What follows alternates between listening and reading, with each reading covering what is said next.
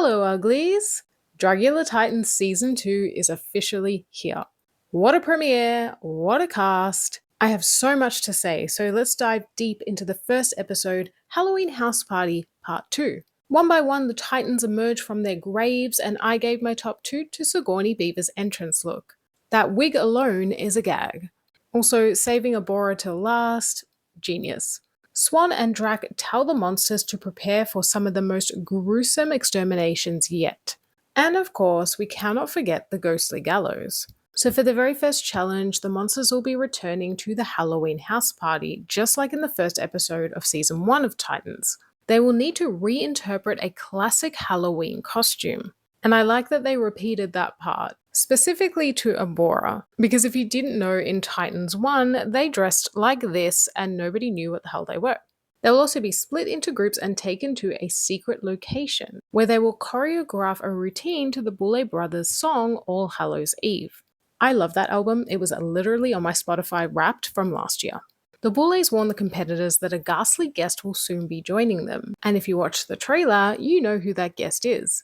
Back in the lab, the Titans get reacquainted with one another. Some happy to see each other, others not so much. Abora specifically is not a welcome returnee. They say they don't even want to be there, and they don't plan on doing anything different. However, that was all talk, because it does seem like Abora is taking things seriously this time. More on that later.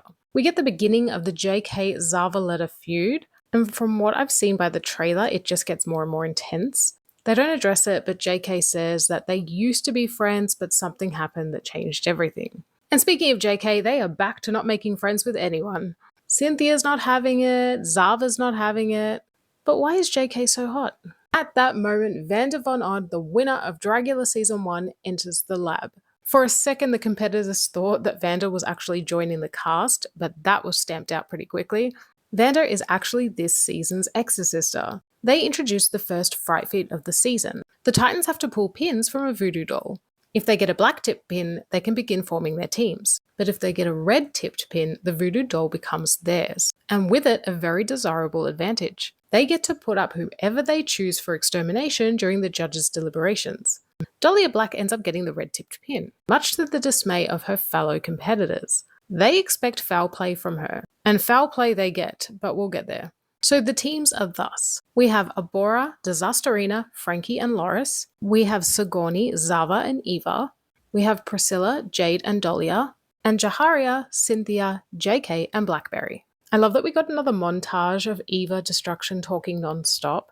It's just so good to be back. To those that immediately went online after this episode and said it was bad, what the hell were you watching? We had tons of drama, really interesting storylines, great looks, a great challenge, and more. You need to go back and watch again. On Extermination Day, Dahlia complains that her team were drinking too much during rehearsals. But both Priscilla and Jade say they only took one shot. Dahlia says she's going to use her red pin for the heaviest hitter, which the majority agree is the smart thing to do. But does Dahlia end up doing that? Well, no. So on the main stage this evening, we have the Boulet brothers looking fantastic, one of their best looks. I love when they incorporate colors other than red and black. This orange is so striking. We're also joined by the winner of Titan Season 1, Victoria Elizabeth Black, and Late Night with the Devil icon, David Dastmalchian. So it's time for the Halloween house party. And I struggled to pick a favorite at first because they were all so good, but I had to go with Eva Destruction, both in performance and in look. Are you seeing this? Also, did anyone else notice Loris' trip at the beginning of All Hallows Eve? The judges never mentioned it during the deliberations. For me, Eva and Blackberry were the best. The weakest, in my opinion, was Jade and her non-lip sync. In the Boulets deliberations, they mentioned that Abora did a really good job as a team leader. And we actually know what they were this time around. Yay! Jade is clocked for not knowing a single word. Jail Girl. This is a great song. How could you not know the words? Unfortunately, Zava had one of the weakest looks, which pains me to say because she's my favorite. But what was it? I was so confused. On the main stage, Dahlia decides to put Abora up for extermination. She says it's because they're not bringing anything new to the competition. First off, that's not what you said, Dahlia. You said you would pick a heavy hitter. And secondly, Abora actually did well this week, so it kind of makes it really unfair. In Abora's group, the judges say they stole the show. However, the guest judges wanted more from the lip sync and choreo. The star of Jade's group was Priscilla Chambers, and Jade is called out for not knowing the words, to which she apologizes and admits that she messed up.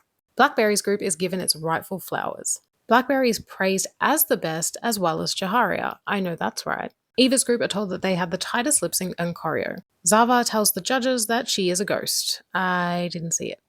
Wait, get it? I didn't see the ghost. The Boulets gag the Titans even further by saying that they will not be choosing who goes up for extermination this week.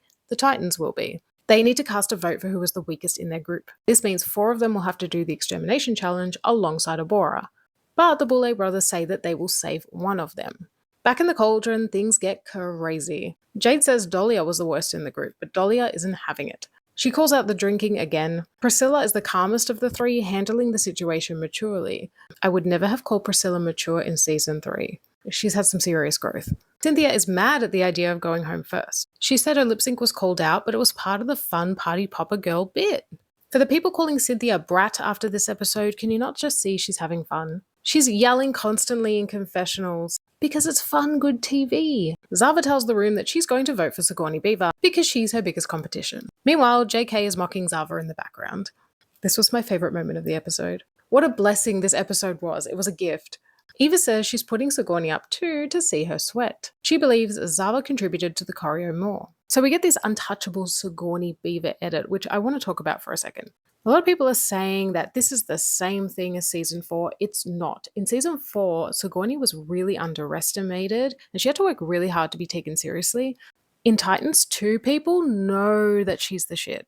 They are scared and they are threatened. This is a completely different storyline. They keep saying that Sigourney is acting like she's better than everyone else. I mean, she is, but that's not the point. Sigourney sort of threatens Eva by saying that her decision is a mistake, and it's one she'll have to live with. And I do think it was unfair for Sigourney to be picked, but I'm not screaming misogyny like some of you guys are. On the main stage, Loris says they wanted to vote for themselves. Why? Dahlia is voted as the weakest link from her group, Frankie from their group, JK and Cynthia are a tie, leaving Blackberry and Jaharia to make the final decision. They end up going with Cynthia, who is absolutely crushed. She feels betrayed by her sisters. Jaharia, don't you know that a pinky promise is a binding oath? And Sigourney is voted the weakest of her group.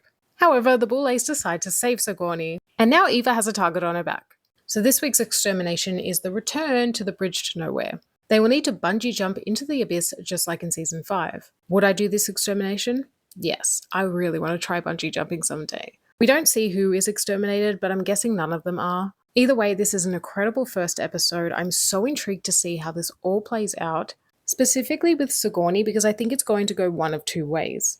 Either she'll get the underdog edit and win the whole thing, or the Boulets will try to humble her this season.